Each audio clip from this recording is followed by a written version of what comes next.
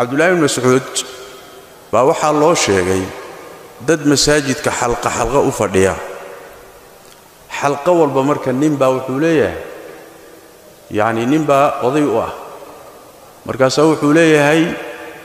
sabbihu 100 kabbiru 100 hallilu 100 boqol goor subhanallahi dhaha way dhahayaan boqol goor allahu akbar dhaha way dhahayaan boqol goor la ilaaha illa allah dhaha way dhahayaan Abdullah ibn Mas'ud baa loo sheegay oo Musa al-Ash'ari baa u sheegay Abdullah uu soo tagay meeshii buu yimid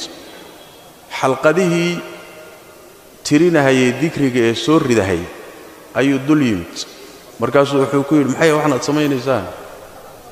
waxay yiraahdeen Abu Abdurrahmaan waa dhagaxyaal yar yar oo qururuxo yaani tasbiixda iyo tahliish iyo takbiirtaanu ku tirsanayna markaas wuxuu ku yiri uddu sayi'atikum fa ana dhaaminu lakum alla yadhi'a min hasanatikum shay dambiyadiina tiriya buu wixii xasanaad iyo wanaag la timaadeen inaysan waxba idin kallumin ana damaanada idin qaaday xasanaadkiina inaad tirisaan uma baahnee dambiga tiriya buu dambiyada idin ka dhacay markaas wuxuu yiri ummadii Muhammaday ummadii Nabi Muhammadow degdeg badana halaagiinu saxaabadii nabiga idin la jooga mariyihii nabigu wali ma baaliyoobin weelashiisii wali ma jajabin hadduu rasuulku idin ka tagay salawaatu rabbi wa salaamu alayhi hadana ma dalika waxaanad bilowdeen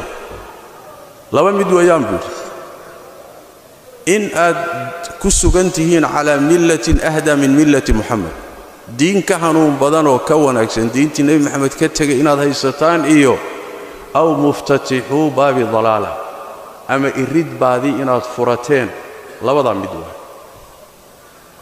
waa markaas waxay ku yiraahdeen Abu Abdurrahmaan khayrun baan doonaynaa maxay tahay baash meeshaad kala dhacday khayr doon u baanahay markaas wuxuu ku yiri kam min muridin lil khayri la yusibuhu waxa badan dad khayr doona oo aan khayrkii helaynin jidkiisiba aan marinay garab maro meel kale aad marka waxa weeyaan dhikriga soo sheega yaani soo tiriya imsa tirisay yaani waxa weey kun tasbiixood inta tiri waa soo sheega kana soo sheega waa taa uu diidan yahay Abdullah ibn Mas'ud radiyallahu ta'ala anhu warda ee uu ku tilmaamayo diin cusub inay tahay ama irid baadi oo la furay inay tahay waa arin khaldan marka wax looga baahan yahay